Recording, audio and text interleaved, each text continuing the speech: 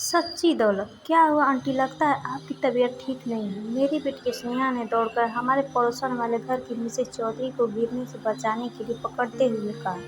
वे अस्वस्थ सी लग रही थी और शायद सिर चकराने के कारण वे असंतुलित होकर गिरने वाली थी। मिसेस चौधरी कुछ बोलती इससे पहले ही बेटी ने कहा, आंटी आपको तो तेज बुखार है। चौधरी अंकल कहाँ हैं? चलिए हम आपको अस्पताल ले जाकर डॉक्टर को दिखाते हैं। मिसेस चौधरी कुछ बोल न सकी। उन्होंने अपने घर की ओर इशारा किया। इतने में ही चौधरी जी स्नेहा की आवाज़ सुनते ही अपने घर से तेजी से दौड़ते हुए आए। उन्होंने घबराई हुई मुद्रा में पूछा, क्या हुआ? मैं तो तुम्हें इस चौधरी पर बैठाकर गाड़ी निकालने गया था। स्नेहा बोली, अंकल आंटी को काफ़ी तेज बुखार है।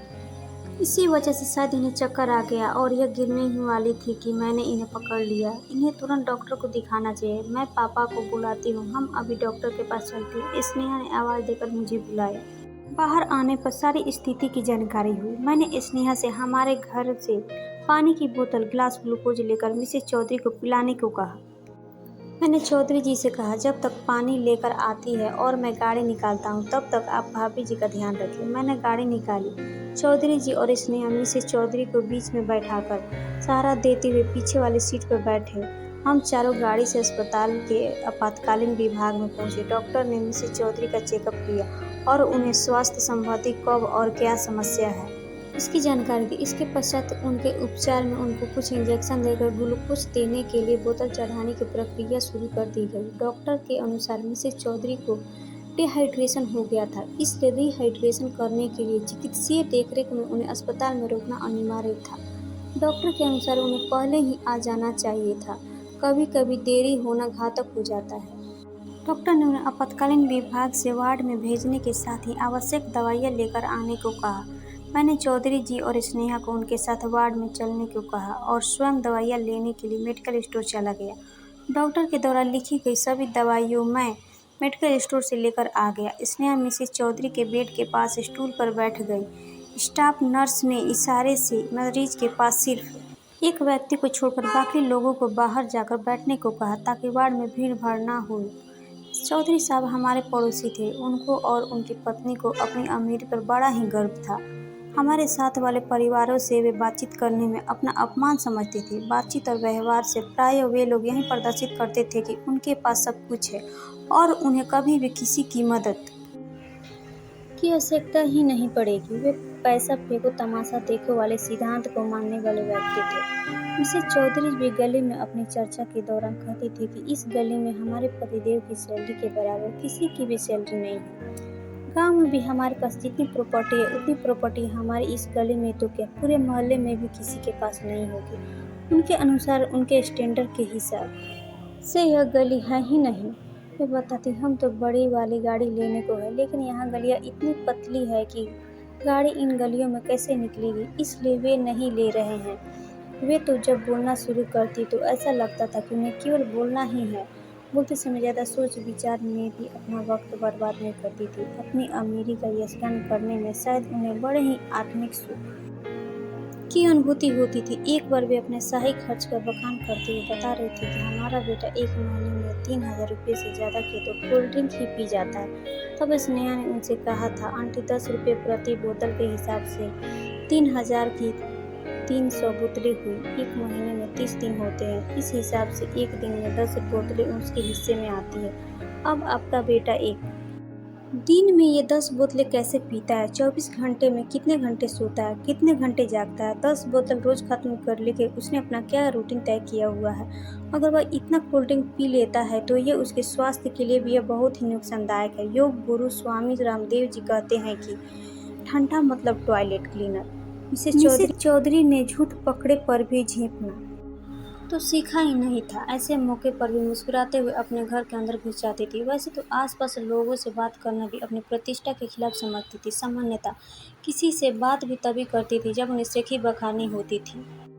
आसपास के लोग उनकी इस आदत से भली भांति परिचित थे। तभी तो जब वो अपनी हाँक रही होती थी तब उनकी बात को कोई गंभीरता से नहीं सुनता था। मिस्टर चौधरी उनसे भी 4 कदम बढ़ाकर थे। वे शायद ही कभी किसी से बात करते थे। किसी के सुख दुख उन्हें कुछ लेना देना नहीं था। अपने घर से बाहर निकलते समय या बाहर से आते हुए घर में प्रवेश करते समय वे किसी की तरफ आंख उठाकर भी देखना नहीं पसंद करते थे।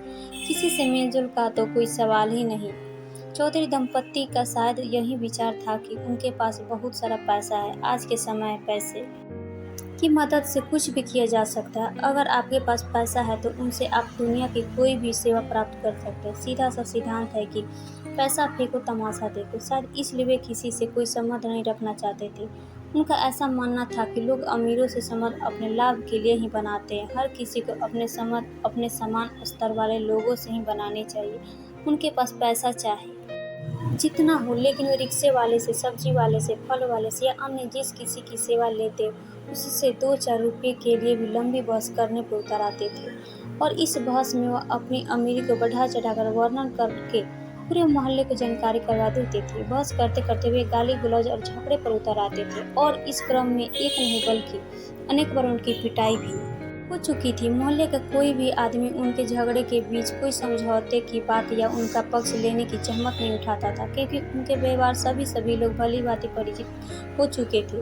अपने बच्चों के साथ भी उनके संबंध मधुर नहीं थे। बेटी की शादी के बाद दूसरे शहर अपने ससुराल चली गई और उनका इकलौता बेटा शहर में कहीं दूर किराए पर रहता था। बच्चे केवल त्योहार आदि पर आते थे। शायद उन्हें अकेले रहने में ही ज़्यादा शांति और संतुष्टि का अनुभव होता था। पहले जब बच्चे साथ रहते थे तो बच्चों को डांटने फटकारने की उनकी आवाज़ अक्सर सुनाई देती रहती थी।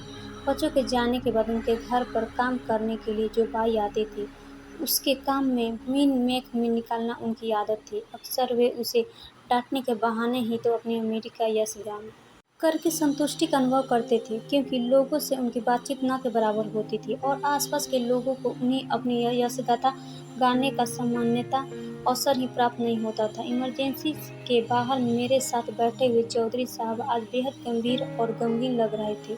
शायद उनको आत्मग्लानि का अनुभव हो रहा था। उनके चेहरे की भावना से स्पष्ट था कि वे बेहद परेशान हैं। उनके कंधे पर मैंने ज्यों ही हाथ रखा तो वे फपक कर रो पड़े। मैंने उन्हें धैर्य बांधते हुए कहा, चौधरी साहब आप बिल्कुल चिंता न करें, हम सब तन मन धन सहित आपके साथ हैं। आपको किसी भी प्रकार की चिंता करने की आवश्यकता नहीं। भाभी जल्दी ठीक हो जाएंगी। जैसा कि डॉक्टर भी कह रहे थे कि हम लोग उन्हें सही वक्त पर लाए हैं।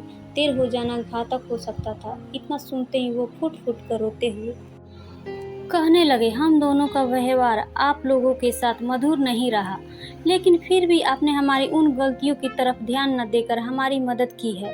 इस समय आप लोग देवताओं की तरह हमारे रूखे व्यवहार को ध्यान में दिए बिना हमारी सहायता में लग गए। हम आपके आजीवन शुक्रगुजार रहेंगे। मैंने सांत्वना देते हुए उनसे कहा, आप नाहक ही अपराध बोध लिए बैठे हैं। हम लोग तो ऐसा कभी नहीं सोचते। आजकल सभी का समय बहुत ही कीमती है। हर आदमी अपने काम में व्यस्त है। आखिर हम एक दूसरे के पड़ोसी हैं। हमारा आपका सबसे निकट का संबंध है। हमारे पड़ोसी एक दूसरे के सुख दुख में जितनी जल्दी भागीदारी निभा सकते हैं, इतना जल्दी कोई दूसरा नहीं निभा सकता। हमारा या आपका कोई निकट संबंधी जब जानेगा तभी तो आ पाएगा, और जानने के बाद भी उसे हमारे पास कितना समय लगेगा, परिस्थितियों पर ही निर्भर करता है। आज हमारी समझ में आ चुका है कि आदमी का काम आदमी से ही होता है। अगर इस समय आप लोगों ने मदद न की होती तो मैं अकेले इसे कैसे लाता, और अगर देर हो जाती तो न जाने क्या हो जाता। इंसान की जान अमूल्य होती है, इसकी पैसों से तुलना नहीं की जा सकती। मानवीय मूल्यों की कभी भी पैसे से तुलना नहीं की जा सकती। चौधरी जी के मन से का ज्वाला शांत नहीं हो रही थी। मैंने उन्हें इस विषय पर पूरी तरह निश्चिंत और शांतिपूर्वक धैर्य धारण कर पूरा ध्यान भाभी जी के स्वास्थ्य की ओर लगाने के लिए कहा। जब मैंने उनसे यह जानने की कोशिश की कि इतनी गंभीर समस्या अचानक तो नहीं आ सकती, तबीयत कई दिनों से खराब रही होगी, तब उन्होंने बताया कि पिछले 1 हफ्ते से इसने काम वाली बाई को डांट कर भगा दिया। खराब होने के बावजूद यह काम करती रही। मेरे पास भी इसे डॉक्टर को दिखाने का समय नहीं था। आजकल बेटे से बातचीत बंद है, इसलिए उसे भी खबर नहीं की गई। पिछले 3-4 दिन से लूज मोशन आ रहे थे। कल सुबह से हल्का और बाद में बुखार तेज हो गया। शाम को भी तबीयत खराब लग रही थी, पर बहुत ज़्यादा नहीं। रात में करीब 2 बजे तबीयत कुछ ज़्यादा खराब होने लगी थी, लेकिन इतनी रात में ले जाना लगता था। सवेरे तक जो हाल हुआ उसके हिसाब से मैं इसे अकेले कैसे ले जाता। स्नेहा ने जिस समय इसे पकड़ा उस समय की हालत को देखते हुए मेरे हाथ पांव ही फूल गए थे। आज मैं ये जान चुका हूँ कि सच्ची दौलत आपसी सहयोग संबंध ही है। बाकी ये सब धन संपत्ति सब गौण है।